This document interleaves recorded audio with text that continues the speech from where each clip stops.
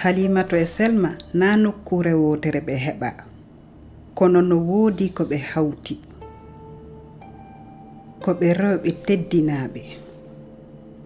Nyandego Halimatu yi ka tele no wowle fi yaltintingol kunkinu ka awra debbo teddinaaɗo ɓay o yewtidani fi mum e Selma ɓe haldi yaadugol laawol aranongol e mojibere tambitinde cellal rewɓe teddinaaɓe. Kono ko honɗum woni o opération yaltintingol kunkinu. O opération fi kunkinu no addi noneji buyi. On tiki yiide laaɓiji buyi e docteur ɓeɓen e cenɗe ɗen fof. Debbo wallitotoɗo fiiji bingol, docteur fi jiidi, docteur fi cellal miijo e docteur fi balde aade. Tambitotoɓe rewɓe ɓen lebbiji buyi e nder o yaltintingol kunkinu. O opération ko yawgol ƴetta hoore kinunkun suuɗi kun ka ley batte ka sunninaɗon ka nder awra yaltintina kun ka yasi. Kunkinu yaltintinakun wa'ata wa aranu kaku yaltitata ɗum e none makkun on. Kono tambitangal e ballal doktoru ɓeɓen fi cellal miijo e cellal bandi aaden no walliti fi no rewɓe ɓen dikkira e nder newende yelande e habborande. Halimatu e Selma ardi ka labtani kono mo be maɓɓe yiiday feere e doktoru ɓeɓen fi teddingol mo be maɓɓe e nder cellal maɓɓe ngal. Ka laawol aranol ka yiidugol e debbo wallitiiɗo fiiji bingolngol mo be maɓɓe sifanike mo kanko debbo wallitiiɗo sokolaaji maɓɓe ɗiɓi feƴƴini ɗin e ko ɓe habbori e nder newende yaltintingol kinukun. Si ɗon feƴƴi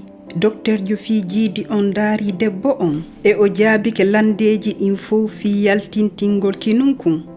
Ɓe yiidoyay mo be maɓɓe e docteur jo fi cellal miijo fi yewtugol e nder hoolaare e teddungal fi sokolaaji ɗiɓe heɓi ɗin e nder ko ɓe teddinaakon e kala huunde sattunde ko ɓe heɓi e nder gurdam maɓɓe. Selma heɓi newende yewtugol sattende fi dewgal ngal o faalanooka e duuɓi 16. E nder ɗe yewtereeji Selma e Halimatu heɓi newende jenteyde e teddineede. Ɓe yalti e nder nde yewtere e hoore weltaare e ɓuttu ɓernde. Ɓe heɓi newende yiidugol e docteur jo fi cellal bandi aaden fi yewtugol ko ɓe feƴƴini e nder gurdam bandi sattunde e faale bandi yottiindi. Adoyoɓe yiidude e docteur jo on Selma hari no wi'a o heɓata aduna weltaare bandi. E Halimatu gibi o teddina hari goɗɗum no mankanimo ka gurdam makko. Nde newende feƴƴiri e hoore teddungal ɓaawo hersa. Ɗum addi yoɓe heɓu yewtere wondude e nafa no ɓe habborno non. Ɓay Halimatu ari lebbi tati ka mojobere o landike waɗugol opération on. Himo faala yoɓe wattanmo ko ɓe ittannomo kompayku yaagal. Selma ɗowtimo nyande kanko Halimatu o naati ka labtaani bimbi e o yalti nden nyande kiikiiɗe. Muusendi ɓay opération on feƴƴi andintinimo muusendi sunnineede kono ngal ɗo ko kanko suɓi fi o yaltintingol kunkinu.